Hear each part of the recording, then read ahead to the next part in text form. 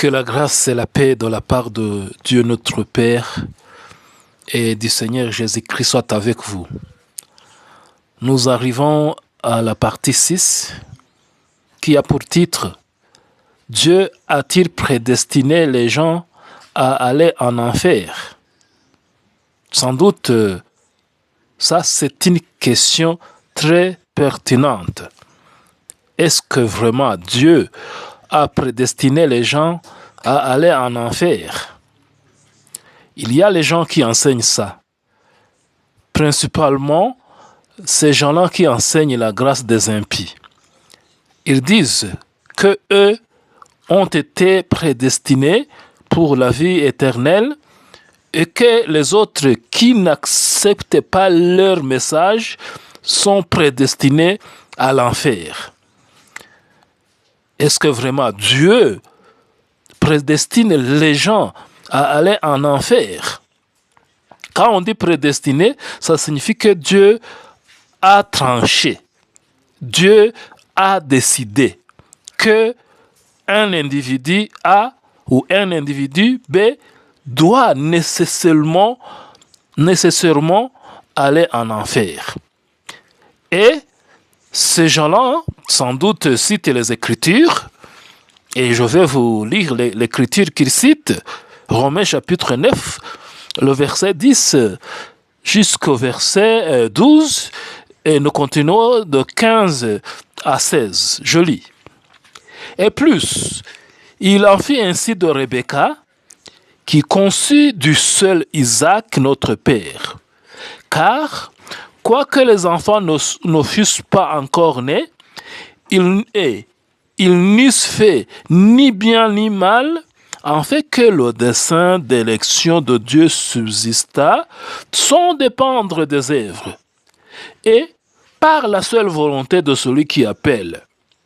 Il fit dit à Rebecca, l'aîné sera assujetti au plus jeune, selon qu'il est écrit, j'ai aimé Jacob et j'ai haï Ésaü. Et le verset 15 jusqu'au verset 16, car il dit à Moïse, je ferai miséricorde à qui je fais miséricorde, et j'aurai compassion à qui j'ai compassion.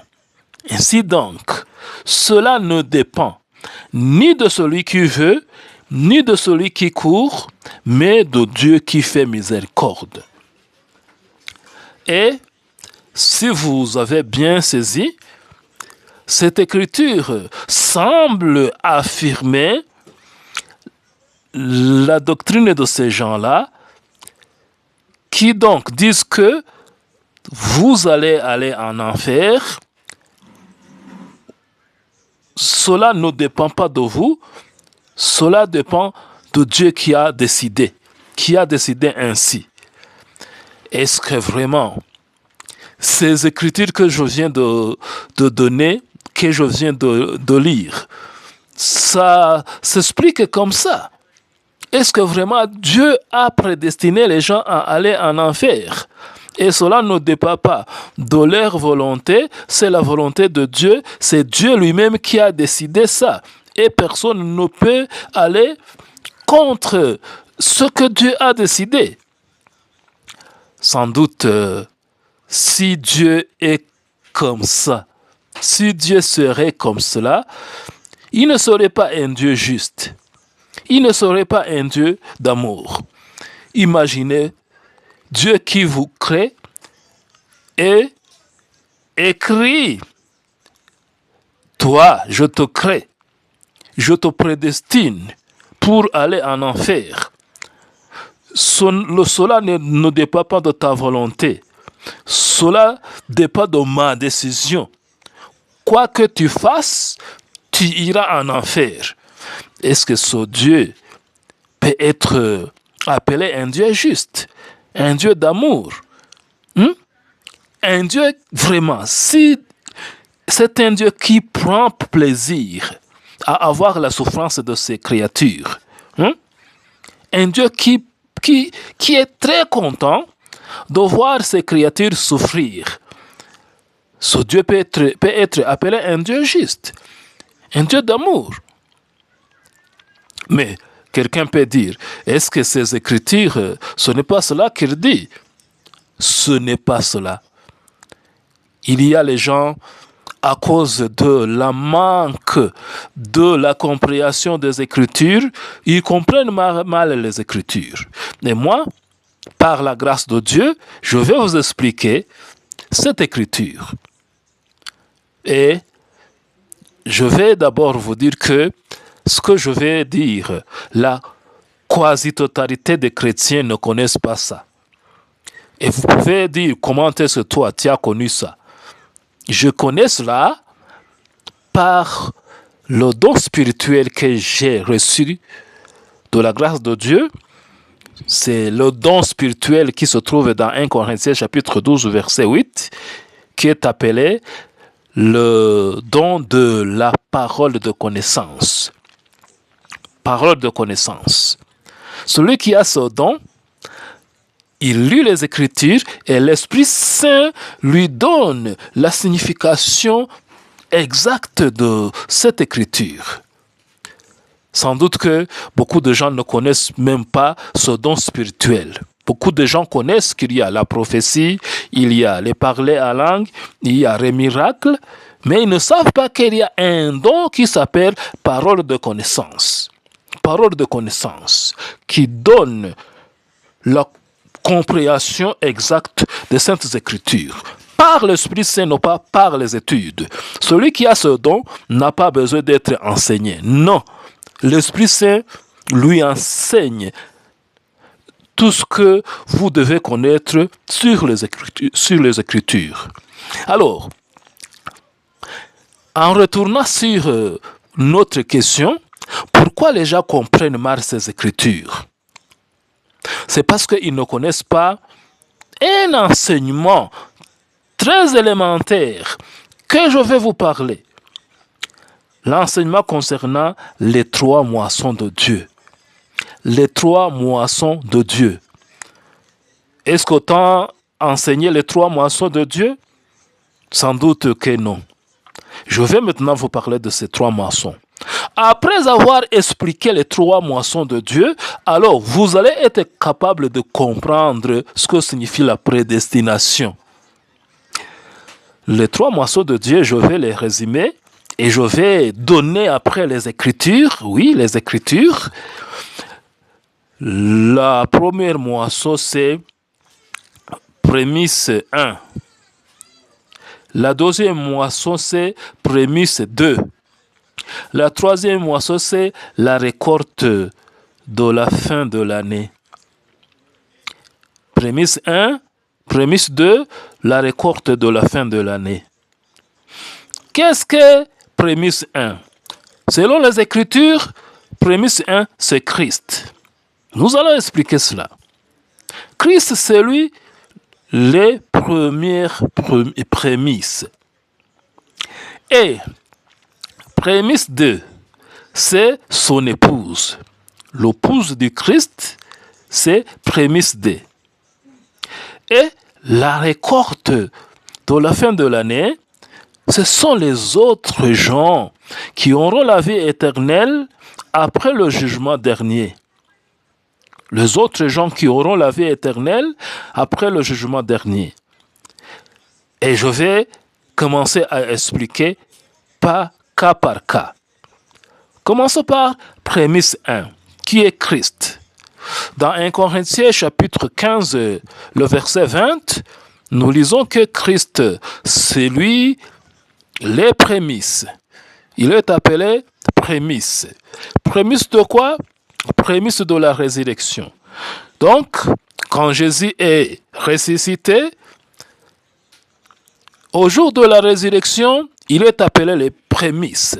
Prémices, c'est Jésus, mais pas avant sur la terre, non. Quand il est ressuscité, il est appelé les prémices. Je lis, 1 Corinthiens chapitre 15, verset 20.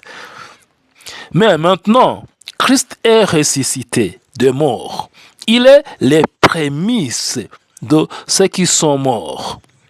Il est les prémices de ceux qui sont morts. Sans doute, l'écriture est claire. Donc, prémices, c'est Christ. Quand on parle des prémices, ça concerne la moisson, les plantes. Mais quand les enfants de Dieu, quand les chrétiens, quand les fils de Dieu sont comparés aux plantes, ce sont des comparaisons. Sont comparés à la moisson, Jésus-Christ est appelé prémisse. Quand les serviteurs de Dieu, ils sont comparés aux enfants de Dieu, Jésus-Christ est appelé le premier-né. Le premier-né, c'est quand on parle des hommes, des enfants de Dieu, et prémisse, c'est quand on compare les serviteurs de Dieu à la moisson, aux plantes. Colossiens chapitre 1er, le verset 18. Je vais chercher le verset et lire. Colossiens chapitre 1er, le verset 18. Nous lisons. Il est la tête du corps de l'Église. Il est le commencement, le premier-né d'entre les morts. Le premier-né d'entre les morts. Donc, c'est clair, les Écritures appellent Jésus premier-né d'entre les morts et prémisse d'entre les morts. Et sans doute, j'arrive sur prémisse 2. Prémisse 2. Des prémices de, c'est nous, l'Église. Nous, l'épouse du Christ. C'est ce que nous lisons dans Jacques chapitre 1er, le verset 18. Je vais chercher le verset et lire. Il nous a engendrés selon sa volonté par la parole de vérité, en fait que nous soyons en quelque sorte les prémices de ces créatures. En fait que nous soyons les prémices. Les prémices. Nous. Voyez-vous? Donc nous aussi, l'épouse du Christ, nous sommes appelés les prémices. Quand nous sommes comparés aux plantes, quand nous sommes comparés à la moisson de Dieu. Et quand nous sommes comparés aux hommes, aux serviteurs de Dieu, nous sommes aussi appelés les premiers-nés. Les premiers-nés. C'est ce que nous lisons dans Hébreux chapitre 12.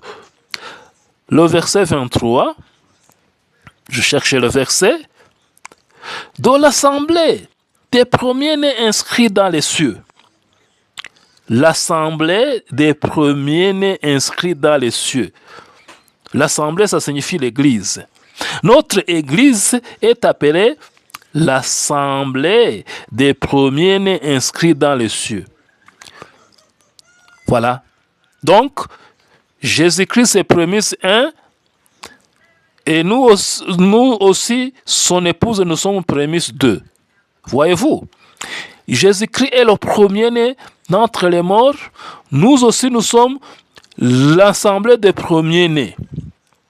Sans doute, tu peux dire, et alors, la troisième semence, la troisième moisson, excusez-moi, ce n'est pas semence, c'est moisson, qui est la récolte de la fin de l'année. La récolte de la fin de l'année. Est-ce que les Écritures parlent de cette récolte? Exactement. Et je vais maintenant aller dans l'Ancien Testament. L'Ancien Testament qui était l'image des choses à venir. C'est ce que Paul nous a enseigné dans Colossiens, le chapitre 2, le verset 16 au verset 17. Il nous a dit que les lois de l'Ancien Testament concernant le manger, le boire, les fêtes, les sabbats, les nouvelles lignes, que c'était l'ombre, c'est-à-dire les images des choses à venir. C'est ce que je vais lire de Colossiens chapitre 2, le verset 16 à 17. Que personne donc ne vous juge au sujet du manger ou du boire, ou au sujet d'une fête, d'une nouvelle ligne ou de sabbat. c'était l'ombre des choses à venir, mais le corps est en Christ. Les fêtes, le manger, le boire, les nouvelles lunes, le sabbat qui étaient dans la loi, c'était l'ombre des choses à venir. Choses à venir. C'est-à-dire, si vous voulez comprendre les choses à venir, allez lire l'Ancien Testament. Ces lois de l'Ancien Testament, ça représente les choses à venir. C'est pourquoi, là, on nous a parlé manger, boire, fête, nouvelle lune et sabbat. Nous allons prendre un cas de fête. Les fêtes en Israël, ça représentait les choses à venir. Dans les multiples fêtes que les Israélites célébraient, il y avait 3 fêtes de la moisson. 3 fêtes concernant la moisson. Il y avait les prémices 1, il y avait les prémices 2 et il y avait la récolte de la fin de l'année. Et nous allons lire ces écritures dans Lévitique.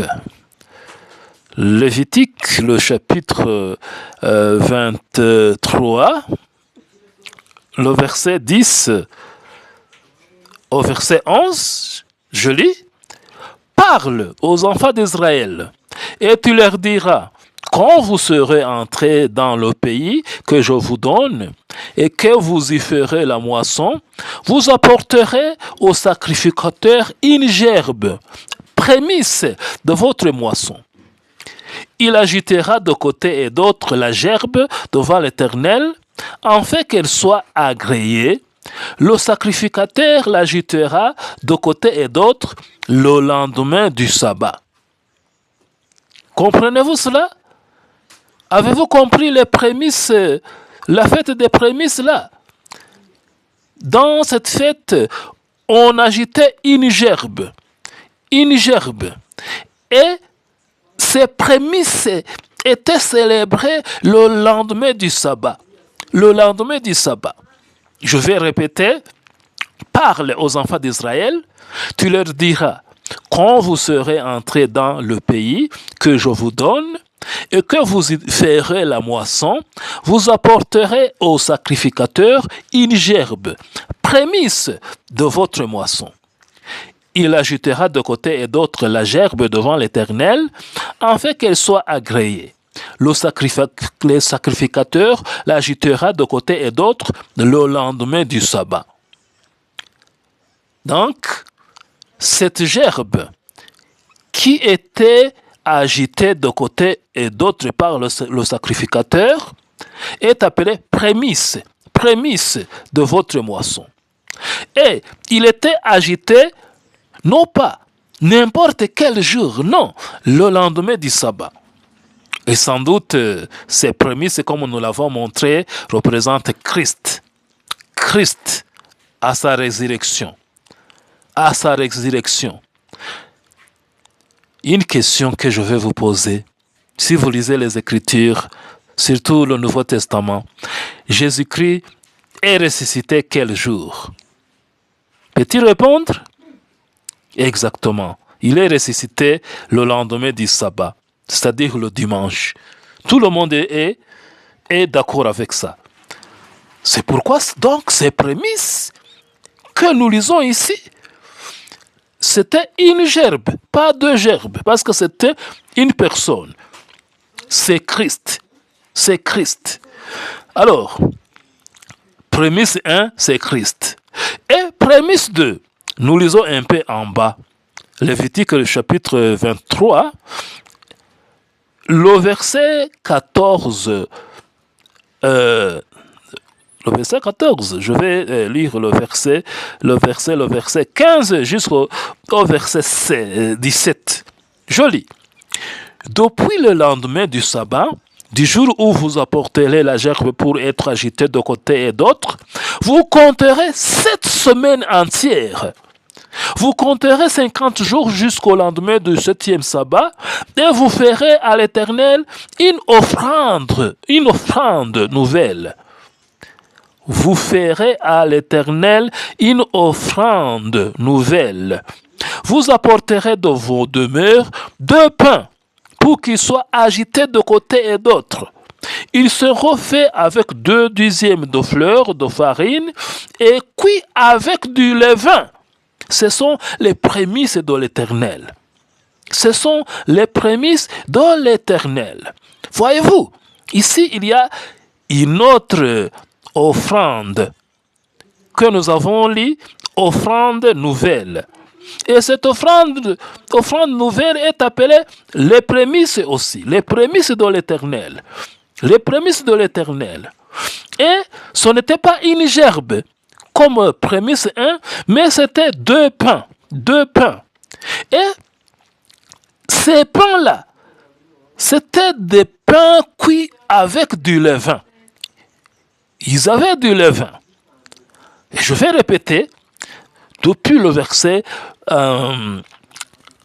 15 jusqu'au 17, depuis le lendemain du sabbat, du jour où vous apporterez la gerbe pour être agitée de côté et d'autre, vous compterez 7 semaines entières.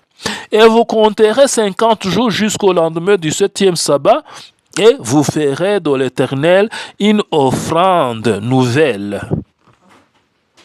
Vous apporterez de vos demeures 2 pains, pour qu'ils soient agités de côté et d'autre. Ils seront faits de 2 dixièmes de fleur de farine et cuits avec du levain. Ce sont les prémices de l'Éternel. Comme vous vous attendez, ce n'était pas le même jour, non. Les prémices 2 étaient données 7 semaines après les prémices 1. 7 semaines après. Donc, il y a les gens qui ne connaissent pas que dans la loi, il y avait des prémices séparées par 7 semaines. Et dans les premières prémices, c'était la gerbe, une gerbe qui était offerte. Et dans les prémices 2, c'était 2 pains, mais qui sont levains, avec du levain. Sans doute, j'ai déjà montré les Écritures que c'est l'épouse, nous, l'épouse de Christ, qui sont les prémices d'eux. Et qu'est-ce qui montre que ce n'est pas Christ ici? Ces prémices d'eux, que ce n'est pas Christ. C'est un détail très important. Ces pains-là, c'était 2 pains. Alors que Jésus, c'est une personne. Ensuite, les pains ont été cuits avec du levain. Et nous connaissons bien la signification du levain. Le levain, ça signifie la malice, la méchanceté. Ça signifie le mal, le mensonge. Sans doute, vous connaissez bien quand Jésus a parlé du levain des pharisiens et des sadducéens. Vous connaissez comment Paul a dit que nous devons éviter le levain, qui est la malice et la méchanceté. Donc, spirituellement, le levain signifie une chose qui est négative. Une chose qui est négative, excusez-moi avec mon français. Qui est mal, malice, méchanceté, mensonge. Et sans doute, Christ ne peut pas être représenté par le levain. Mais nous, les hommes, les humains, l'épouse de Christ, ce sont les hommes imparfaits, les hommes pécheurs. C'est ça les prémices de 2 pains contenant le levain. Qui peut dire que prémisse 2, c'est Christ? Est-ce que Christ peut être représenté par les pains avec le levain? Pas possible. Et les Écritures nous ont montré que nous sommes appelés les prémices. Nous sommes appelés les premiers-nés. Nous continuons. Alors, il y avait encore une autre fête, une 3e fête de moisson, qui était appelée la récolte de fin de l'année. La récolte de fin de l'année, C'est ce que nous lisons dans Exode chapitre 34, le verset 22. Une autre troisième fête de moisson, à part prémisse 1, à part prémisse 2, c'était appelé la récolte de fin de l'année. Exode chapitre 34, verset 22. Tu célébreras la fête des semaines, les prémices de la moisson du froment et la fête de la récolte à la fin de l'année. Je répète le verset.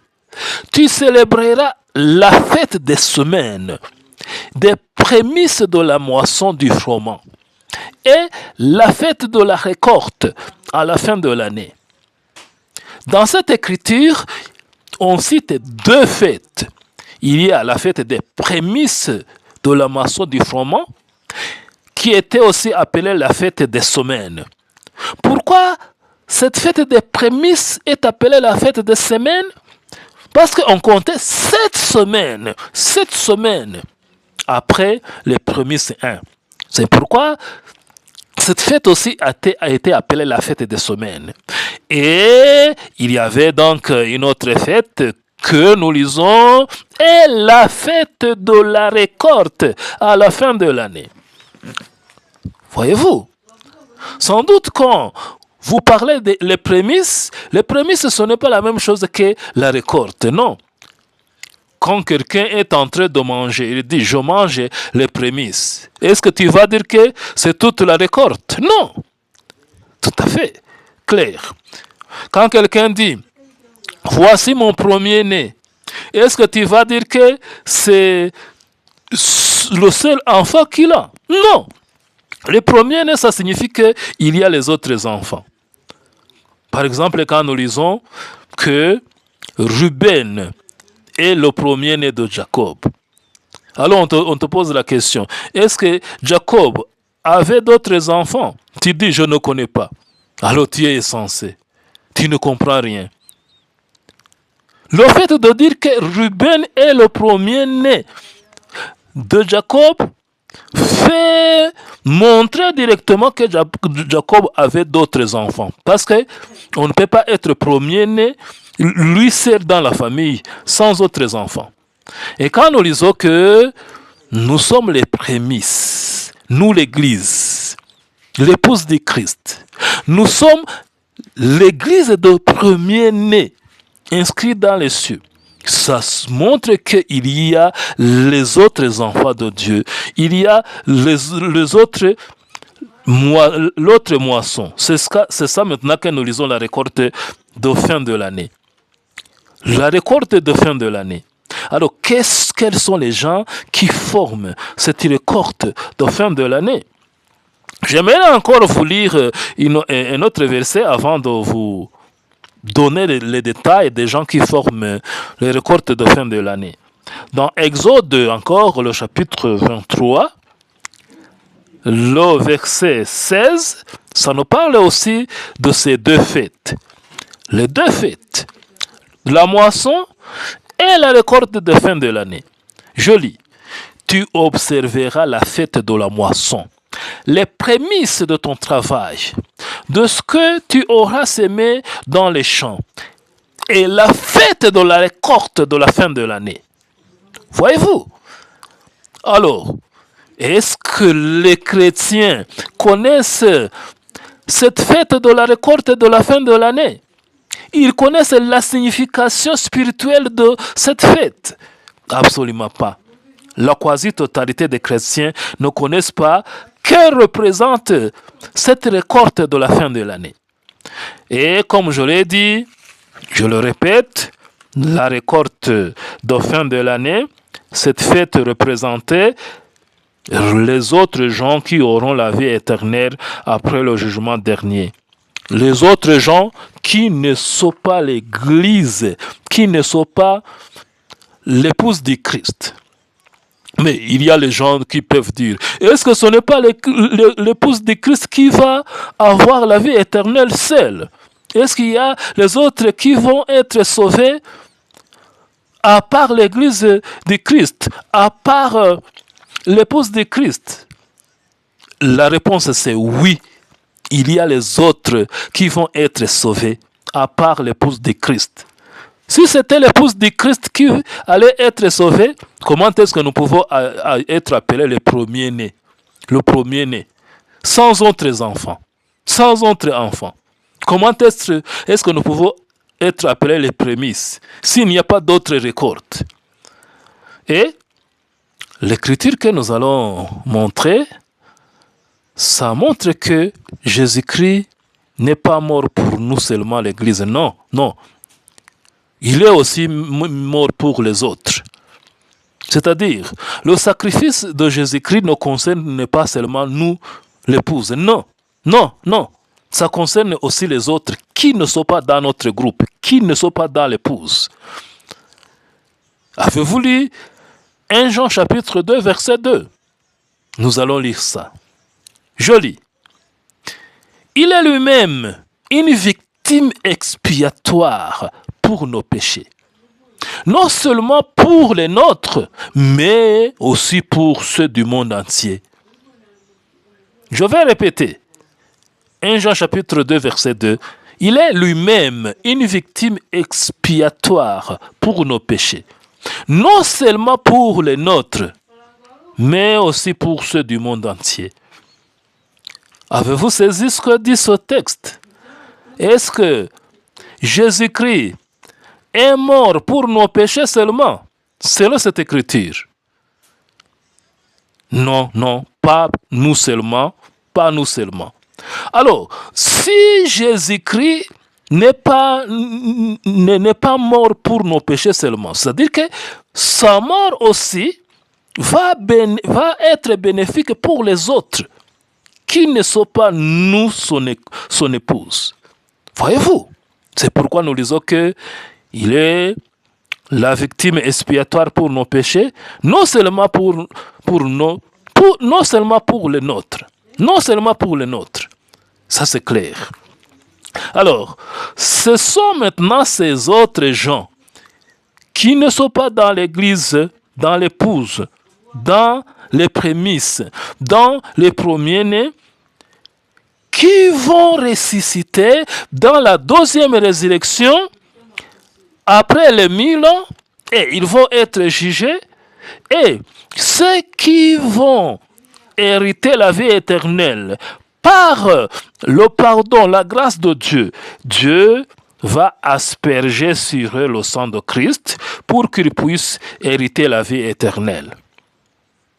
Je répète, après le jugement qui va se dérouler 1000 ans, après 1000 ans, après la deuxième résurrection, les gens qui vont être jugés et par la grâce de Dieu, Dieu décidera de leur donner la vie éternelle.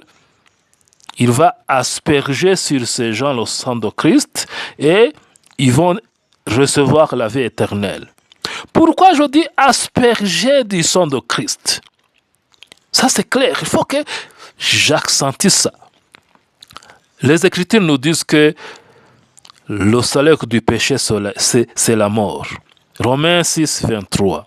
C'est-à-dire, vous avez un péché, vous mourrez directement. Le salaire du péché, c'est la mort. Et ces gens-là, et nous, son épouse, nous avons les péchés. Pour que nous ne soyons pas morts, c'est le sang de Jésus qui est aspergé pour nous, pour que nous puissions être sauvés. C'est pourquoi aussi, ces gens-là que Dieu va avoir pitié d'eux, il va leur donner sa grâce à eux, il va aussi les asperger du sang de Christ. C'est pourquoi nous disons que Christ est une victime expiatoire pour nos péchés, non pas seulement pour nos péchés, mais aussi pour ses autres. Mais, sans doute qu'il y aura un jugement. Le jugement. Et le jugement va se dérouler après les 1000 ans, après la deuxième résurrection. Est-ce que tu connais qu'il y aura deux résurrections? Tu connais que nous attendons Dans le futur, nous attendons deux résurrections. Il y a les gens qui disent, il y aura la résurrection des morts, mais ils ne savent pas que nous attendons deux résurrections. La première résurrection qui sera accompagnée de l'enlèvement. Et ce sont seulement les gens, nous qui composons l'église des premiers-nés, nous qui composons l'épouse de Christ, qui vont ressusciter dans la première résurrection. Et c'est ce que nous lisons dans 1 Thessaloniciens chapitre 4, le verset 16 à 17.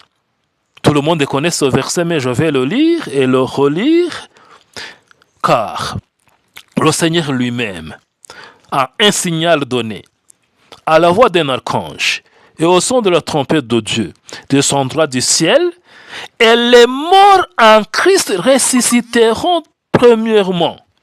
Ensuite, nous les vivants, qui serons restés, nous serons tous ensemble enlevés avec eux sur les nuées à la rencontre du Seigneur dans les airs. Et ainsi, nous serons toujours avec le Seigneur. Jésus-Christ va descendre du ciel et les morts en Christ ressusciteront d'abord. Ensuite, nous les vivants qui serons restés, nous serons tous ensemble enlevés avec eux dans les airs. Voyez-vous? Donc, c'est cette résurrection qui est appelée la première résurrection. La résurrection de l'épouse du Christ qui sera accompagnée de l'enlèvement des vivants. Et l'autre résurrection, ça va se dérouler 1000 ans après la deuxième résurrection. Donc, 1000 ans, c'est l'intervalle entre la première résurrection et la deuxième résurrection. C'est ce que nous lisons dans Apocalypse, le chapitre 20, le verset 5. Les autres morts ne revinrent point à la vie jusqu'à ce que les 1000 ans fussent accomplis. C'est la première résurrection. Donc, la première résurrection va se passer et il y aura un intervalle de 1000 ans et il va se passer la deuxième résurrection. Entre les 1000 ans, il n'y a pas de résurrection. Les autres morts vont revenir à la vie à la fin de 1000 ans. C'est ce que nous avons dit. Les autres morts ne révèlent point à la vie jusqu'à ce que les 1000 ans fussent accomplis. Voyez-vous? Et sans doute maintenant, la deuxième résurrection qui va se passer après 1000 ans. Tous les gens qui vont ressusciter, ils vont venir devant le trône de Dieu pour être jugés. Ils vont venir pour être jugés. C'est ce que nous lisons au verset 12 jusqu'à la fin du chapitre 20. C'est un peu long, mais patientez. Je vais lire. Et je vis les morts, les grands et les petits, qui se tenaient devant le trône. Des livres furent ouverts, et un autre livre fut ouvert, celui qui est le livre de vie. Et les morts furent jugés selon leurs œuvres, d'après ce qui était écrit dans ces livres. La mer rendit les morts qui étaient en elle, la mort et le séjour des morts rendirent les morts qui étaient en eux, et chacun fut jugé selon ses œuvres. Et la mort et le séjour des morts furent jetés dans les temps de feu. C'est là la seconde mort, les temps de feu. Quiconque ne fut trouvé écrit dans le livre de vie fut jeté dans les temps de feu. Avez-vous écouté? Nous avons lu qu'il y aura la résurrection des morts, les grands et les petits, et ils seront jugés d'après leurs œuvres. C'est ce que j'ai lu. Et les morts furent jugés selon leurs œuvres. Selon leurs œuvres. Alors, qu'est-ce qui va se passer maintenant? Les gens qui ne seront pas écrits dans le livre de vie vont être jetés dans les temps de feu. Nous lisons « Quiconque ne fut pas trouvé écrit dans le livre de vie dans le livre de vie, fut jeté dans le temps de feu. Est-ce que nous avons dit que tout le monde qui sera jugé sera jeté dans le temps de feu? Non. Non. Sans doute que dans ce livre de vie que nous parlons, il y a les gens qui seront écrits là-dedans. Parmi ces gens-là qui seront jugés. Parmi ces gens-là qui seront jugés. C'est ce que même nous dit. Je vais vous lire les Écritures. Je ne vais pas parler de mes paroles, mes amis. Je vous lis les Écritures. Jean chapitre 5, le verset 28 à 29, ça nous parle aussi de cette résurrection de tout le monde. La résurrection générale. Je lis. Ne vous étonnez pas de cela, car l'heure vient où tous ceux qui sont dans les sépulcres attendront sa voix et sortiront. Tous ceux qui sont dans les sépulcres, tous, ceux qui sont dans les sépulcres attendront sa voix et en sortiront. Ceux qui auront fait le bien ressusciteront pour la vie. Ceux qui auront fait le mal ressusciteront pour le jugement. Voyez-vous, ce jour-là de la résurrection générale, la deuxième résurrection, c'est la résurrection générale. Tous, sans exception, vont ressusciter. Mais la première résurrection, c'est seulement l'Église de Christ qui va ressusciter. Voyez-vous la différence entre les deux résurrections que nous attendons? Et tous vont ressusciter, ils vont être jugés. Ceux qui auront fait le bien auront la vie éternelle. Ceux qui auront fait le mal vont être punis. Je répète le verset, ne vous étonnez pas de cela, car l'heure vient où tous ceux qui sont dans les sépulcres attendront sa voix et en sortiront. Ceux qui auront fait le bien ressusciteront pour la vie, et ceux qui auront fait le mal ressusciteront pour le jugement. Alors, comme vous attendez, il y a ceux qui vont ressusciter pour la vie. Après le jugement dernier, il y a ceux qui auront la vie. Et il y a ceux qui vont périr. Et l'écriture que nous lisons encore donne des détails complets. Matthieu chapitre 25, le verset 31, je lis. Ça nous parle toujours de la même période de jugement dernier. Je lis. Lorsque le Fils de l'homme viendra dans sa gloire, avec tous les anges, il s'assiera sur le trône de sa gloire. Toutes les nations seront assemblées devant lui. Il séparera les uns des autres, comme le berger sépare les brebis avec les boucs. Et il mettra les brebis à sa droite et les boucs à sa gauche. Voyez-vous, tout le monde connaît cette parabole. Et c'est la parabole qui montre le jour du jugement. Jésus-Christ va s'asseoir sur son trône pour juger. Et tout le monde qui sera jugé dans la deuxième résurrection ne va pas périr. Il y a maintenant les gens qui disent que la deuxième résurrection, tout le monde qui sera ressuscité va périr. Qu'est-ce que vous dites, vous, insensé que vous êtes?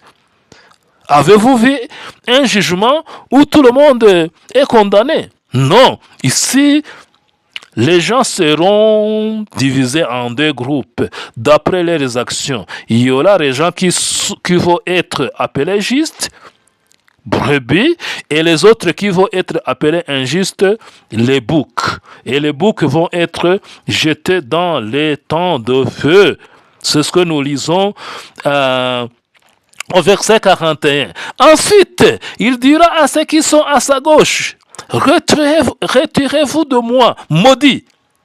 Allez dans le feu éternel qui a été préparé pour le diable et pour ses anges.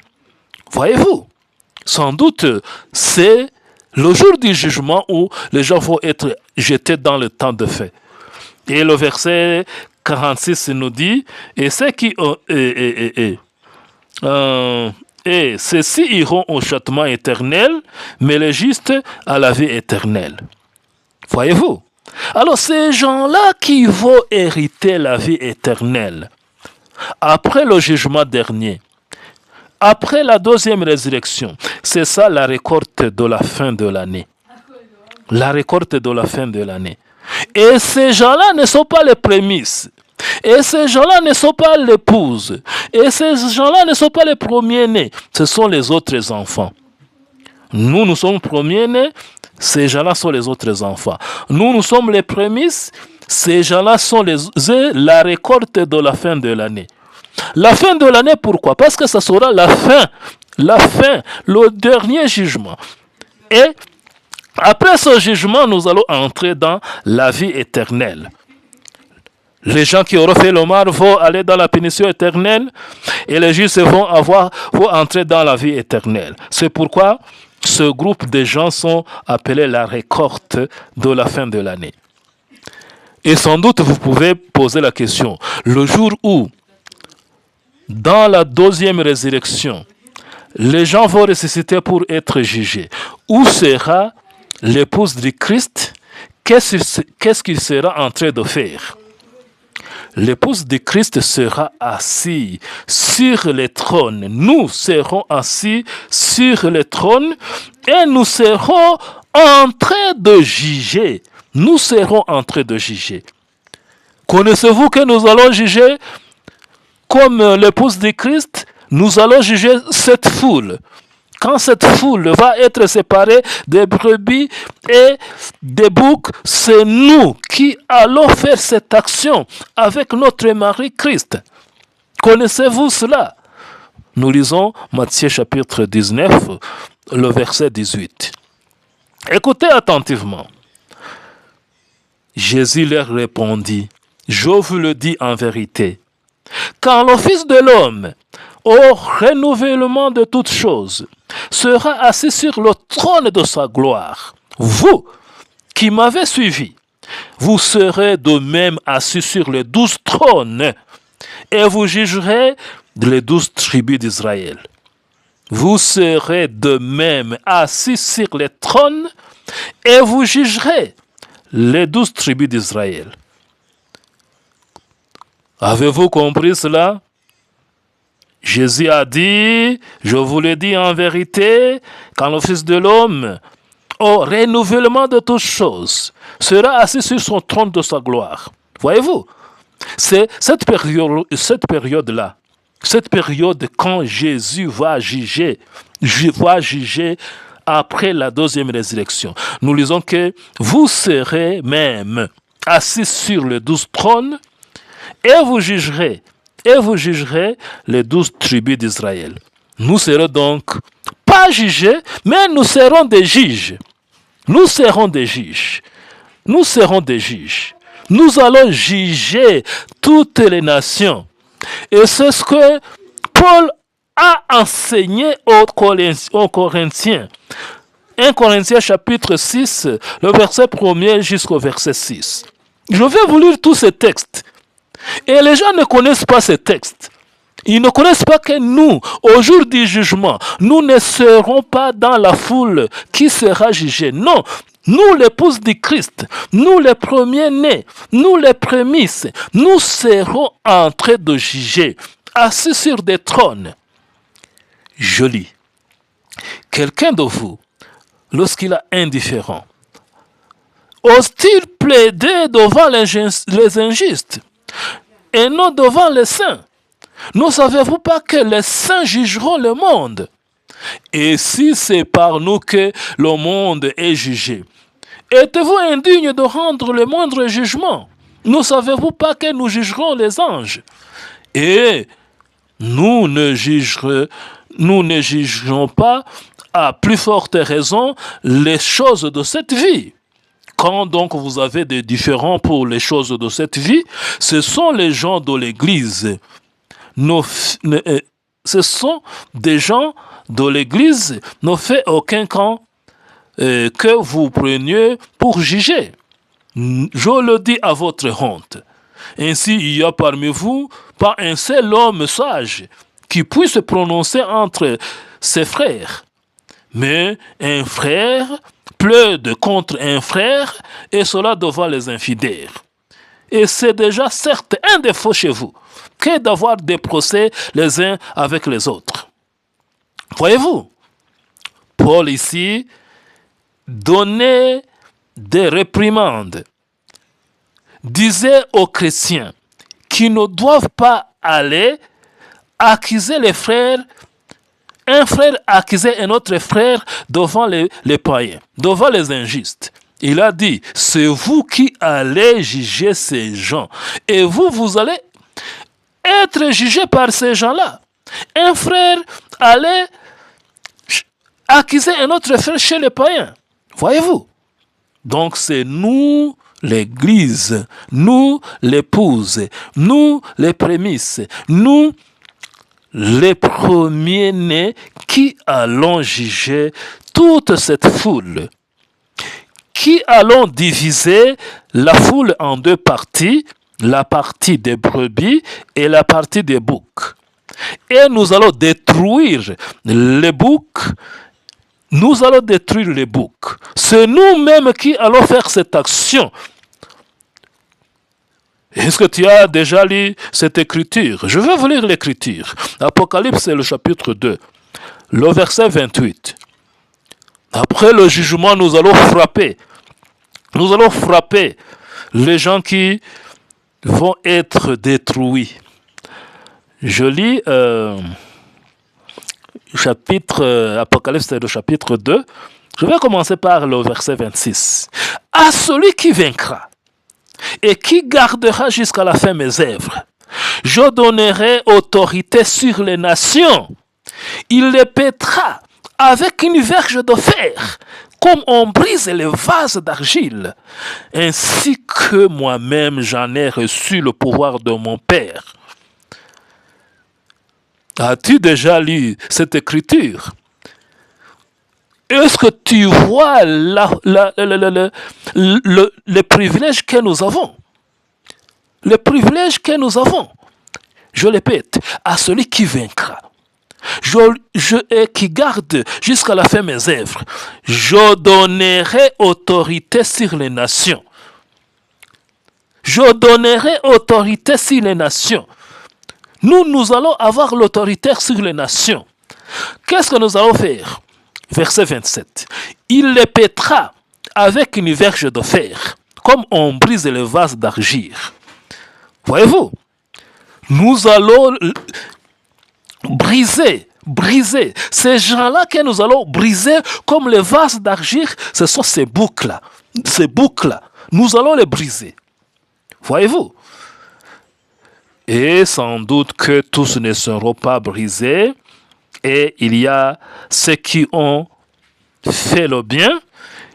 Et le pourquoi du jugement? Le jugement, c'est quoi? Le jugement, c'est peser. C'est peser. On va peser. Alors, les gens qui auront essayé, c'est ça le pourquoi du jugement. Le pourquoi du jugement. Alors, je vais maintenant encore vous l'appeler les trois moissons. Prémisse 1, c'est Christ. Prémisse 2, c'est son épouse. La récolte de la fin de l'année, ce sont les autres gens qui auront la vie éternelle après le jugement. Alors, dans 5 minutes qui restent, nous allons expliquer l'écriture que nous avons montrée. Romains chapitre 9, le verset 10 jusqu'au verset 16, là où nous lisons que cela ne dépend pas de la volonté ou de celui qui court, mais ça dépend de Dieu qui choisit. Ces choses, ça concerne les prémices, ça concerne l'épouse du Christ. C'est-à-dire, pour être choisi, pour être élu, là il y a le mot élection. L'élection, c'est Dieu lui-même qui choisit. Il choisit son épouse. Donc, pour être choisi, être l'épouse du Christ, c'est Dieu lui-même qui choisit. Et cela ne dépend pas de quoi? Ça ne dépend pas de la volonté de moi ou de toi, mais ça dépend de la volonté de Dieu qui choisit. C'est ce que nous lisons au verset 16. Ainsi donc, cela ne dépend ni de celui qui veut, ni de celui qui court, mais de Dieu qui fait miséricorde. Donc, dans cette période aujourd'hui, Dieu est en train de choisir son épouse. Christ est en train de choisir son épouse. Et c'est lui qui choisit. Il choisit qui il veut pour être son épouse. Pour être son épouse, ce n'est pas la personne qui dit « Jésus, choisis-moi, choisis-moi ». Non, c'est Jésus lui-même qui choisit. Et cela est comparable aux choses du monde. Parce que nous sommes créés à l'image de Dieu. Ce que nous faisons, c'est semblable à ce que Dieu fait. Imaginez. Il y a un roi, un jeune roi. Il veut épouser une femme. Qu'est-ce qu'il va faire? Est-ce que c'est la femme qui va dire « Épouse-moi, épouse-moi » Non. C'est l'homme, c'est ce jeune homme qui va choisir sa femme. Vous n'allez pas venir devant l'homme, choisis-moi, choisis-moi. Non, l'homme a le droit de choisir sa femme. C'est lui qui a le premier mot et le dernier mot pour choisir. Voyez-vous? Et je répète, concernant l'épouse de Christ, c'est Christ lui-même qui choisit. Et cela ne dépend pas de celui qui veut, ni de celui qui court, mais de Christ qui choisit. Et sans doute, après avoir vu les trois moissons, prémisse 1, Christ, prémisse 2, son épouse, la récolte de la fin de l'année, alors on comprend tout cela. Très aisément, la récolte du temps de la fin, concernant le jugement, les gens seront jugés par leurs œuvres. Là, il n'y a pas de prédestination, non. Les gens seront jugés par leurs œuvres. Nous avons lu Apocalypse, le chapitre 20. Nous avons lu Jean, chapitre 5, le verset 28. Ceux qui auront fait le bien ressusciteront pour la vie. Ceux qui auront fait le mal ressusciteront pour le jugement. Voyez-vous? Ceux qui auront fait. Donc, on va examiner les actions. On va examiner les actions. Souvenez-vous aussi de Matthieu, chapitre 25. Ces gens-là qui vont hériter la vie éternelle. Jésus-Christ va dire, j'avais faim, vous m'avez donné à manger. J'avais soif, vous m'avez donné à boire. J'étais nu, vous m'avez habillé. J'étais en prison, vous êtes venus me voir. J'étais malade, vous êtes venus me voir. Voyez-vous, ce sont les actions. Ce sont les actions. Ce sont les actions. Voyez-vous, c'est pourquoi maintenant, il n'y a pas de prédestination pour la récolte de la fin de l'année. Non. Il n'y a pas de prédestination pour le jugement dernier. Non. On va considérer les actions. C'est le pourquoi du jugement. S'il y a prédestination, pourquoi juger? Pourquoi juger? Mais prédestination, il y en a, oui, pour l'épouse du Christ. Et c'est logique. C'est naturel. C'est le mari qui doit choisir son épouse. Il peut même choisir une fille pauvre, mal habillée. Un roi peut aimer une fille pauvre, mal habillée. Mais ce roi, une fois il a choisi cette fille pauvre, il va prendre la fille, lui donner de la richesse, bien l'habiller. Bien l'habiller. Mais tu ne peux pas dire, parce que je suis habillé, je suis bien habillé, alors je suis la femme du roi. Non, il y a les gens qui sont habillés, qui ne sont pas la femme du roi. Les femmes des commerçants, les femmes des ministres, les femmes des fonctionnaires. Ils sont bien habillés. Mais elles ne sont pas, excusez-moi, elles ne sont pas femmes du roi.